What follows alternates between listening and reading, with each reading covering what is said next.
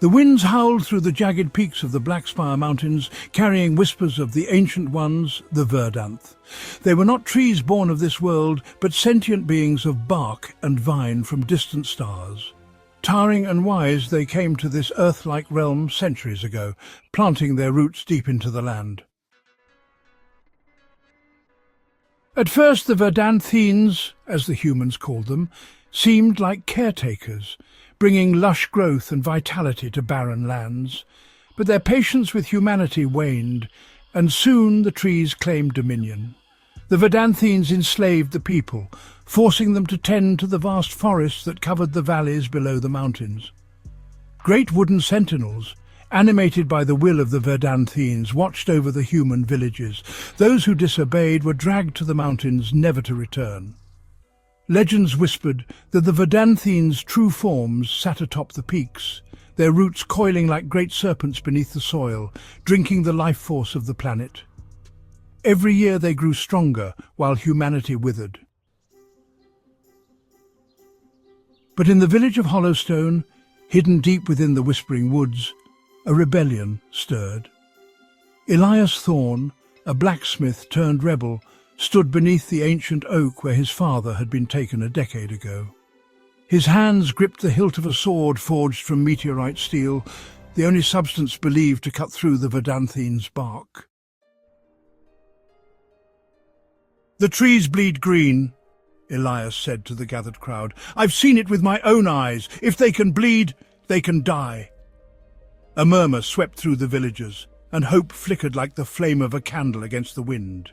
"They watch us from the peaks, lords of stone and wood," whispered Morella, a healer from the southern lands. "But they fear fire. They fear the flames that once threatened their arrival. If we burn their roots, they'll wither." That night, Elias and his rebels marched toward the mountains, torches in hand, cloaked by the fog that spilled over the land. When they reached the foot of Blackspire, the mountain itself seemed to awaken. Roots burst from the earth, tangling their feet, and the forest groaned as massive trents descended from the peaks. "Fire!" Elias shouted. Flames roared, licking at the roots, but for every branch that fell, two more grew in its place. The Verdantheens' booming voices echoed across the sky. "Foolish mortals, you cannot destroy that which sustains this world. Our roots bind this land together. If we burn, so does your precious kingdom." Elias faltered. The trents closed in, and the rebels' torches flickered and died one by one. But Morella stepped forward, a small sapling in her hands. "Then we will grow anew," she said, pressing the sapling into the soil. A strange light emanated from the ground. The sapling shimmered, not a weapon but a seed of hope, infused with the essence of the earth before the Verdantheens' arrival. The mountains trembled. The Verdantheens recoiled, sensing the ancient power of the land resisting them. "This world will not belong to you forever," Elias vowed, raising his sword. The Verdantheens retreated into the peaks, their roots scorched but not severed.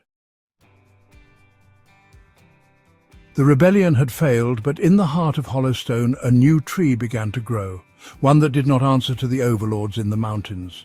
The battle was far from over, but for the first time in centuries, humanity had planted the seeds of defiance. Until next time, stay curious and keep exploring. Remember, the truth is out there. Like, share and subscribe for more tales beyond time, fantasy and space.